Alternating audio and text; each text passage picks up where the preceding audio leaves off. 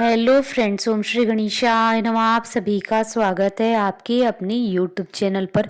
आप सभी को जानकी जयंती की हार्दिक शुभकामनाएं। फ्रेंड्स, आज हम आपको इस वीडियो में बताने जा रहे हैं साल 2022 की जानकी जयंती का शुभ मुहूर्त, पूजा विधि, महत्व और व्रत कथा के बारे में।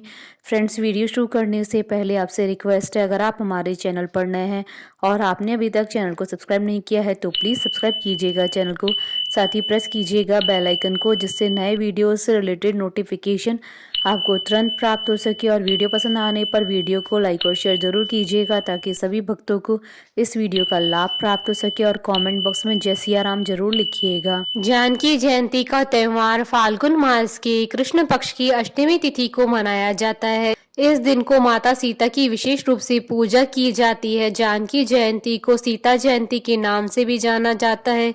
इस दिन यदि कोई सुहागन स्त्री व्रत रखकर माता सीता की विधिवत पूजा करती है तो उसके वैवाहिक जीवन की सभी समस्याएं समाप्त हो जाती है।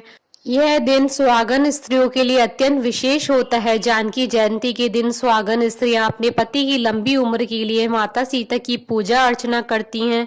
जानकी जयंती के दिन माता सीता की पूजा की जाती है। इस दिन को माता सीता के जन्मोत्सव के रूप में मनाया जाता है। इस दिन सुहागन स्त्री अपने घर की सुख शांति और अपने पति की लंबी उम्र के लिए व्रत रखती है। इस दिन मंदिरों में भगवान श्री राम और माता सीता की पूजा के लिए भक्तों का तांता लग जाता है। इस दिन जो भी व्यक्ति भगवान श्री राम और माता सीता की पूजा करता है उसे 16 महादान का फल और पृथ्वी दान का फल प्राप्त होता है।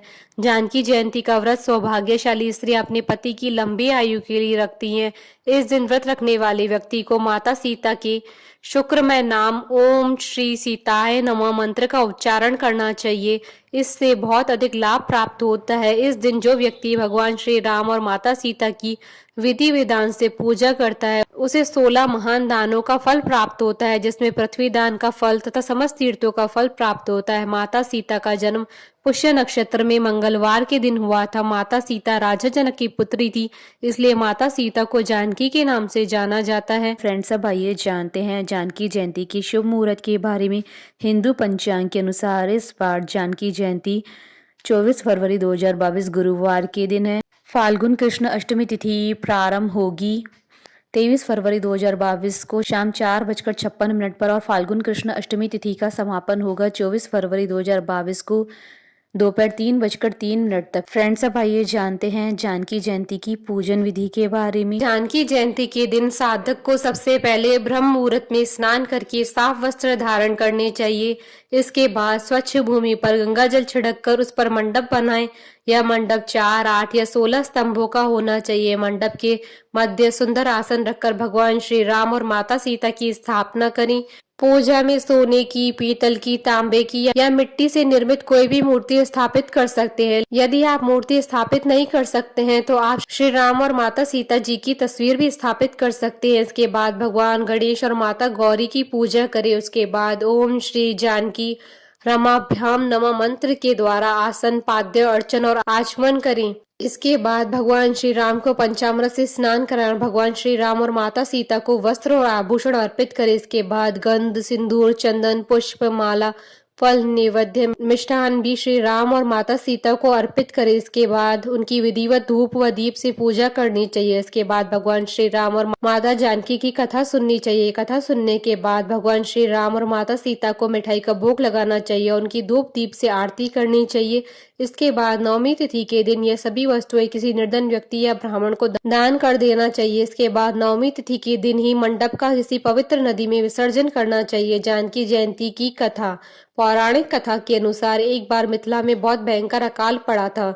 उस समय मिथिला के राजा जनक हुआ करते थे। वे बहुत ही पुण्य आत्मा और दयालु राजा थे। वे धार्मिक कार्यों में बहुत बढ़ चढ़कर रुचि लेते थे। ज्ञान प्राप्ति के लिए वे सभा में कोई न कोई शास्त्रार्थ करवाते रहते थे और विजेताओं को गोदान भी करा करते थे। लेकिन इस अकाल ने उन्हें विचलित कर दिया। अपनी प्रजा को भूखा मरते देख उन्हें बहुत पीड़ा होती थी। उन्होंने इस समस्या के समाधान के लिए अपने राज्य में ज्ञानी जनों को आमंत्रित किया।